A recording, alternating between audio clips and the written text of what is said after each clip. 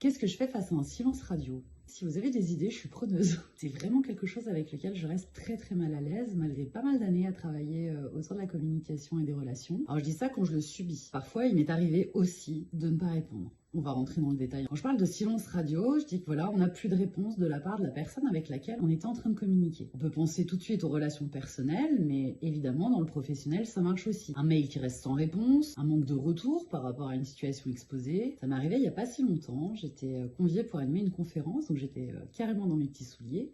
Et j'échangeais donc avec la personne qui m'avait fait cette demande. Tout se passait bien, en tout cas j'avais le sentiment que ça se passait bien. On échangeait régulièrement pour parler du contenu, de l'organisation, de ma venue, etc.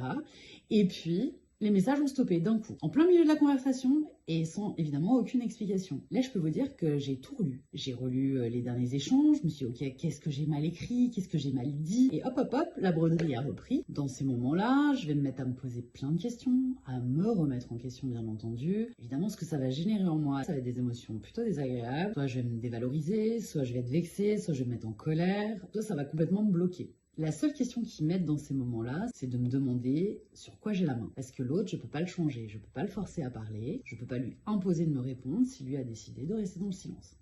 En revanche, je peux choisir ce que moi j'en fais et quelle importance je lui donne. Alors soit je décide de la recontacter pour mettre les choses au clair, pour avancer, soit je décide de laisser un petit peu de distance, moi de prendre du recul et puis laisser à l'autre un petit peu d'air.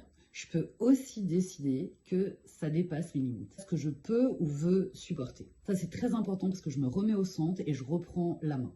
Maintenant, si on se place de l'autre côté, ça peut aussi m'arriver de ne pas répondre. Pourquoi? Parce que je ne sais pas quoi répondre, parce que j'y arrive pas, ou parce que je veux plus. Et ça, c'est super dur à dire, c'est clair. Simplement, à ce moment-là, il se passe quelque chose vraiment d'important, c'est que je ne prends pas la responsabilité de mon silence. Et en ne la prenant pas, je fais porter à l'autre un non que j'ai pas eu le courage d'assumer. Au fond, c'est toujours un petit peu la même chose dans les deux cas, c'est de la responsabilisation. Si je subis le silence, je regarde sur quoi j'ai la main et j'agis en conséquence. Si c'est moi qui l'impose, il va être important que je reprenne la responsabilité de ce que je ne dis pas. Au fond, la question, c'est pas le silence, c'est ce que je choisis d'en faire.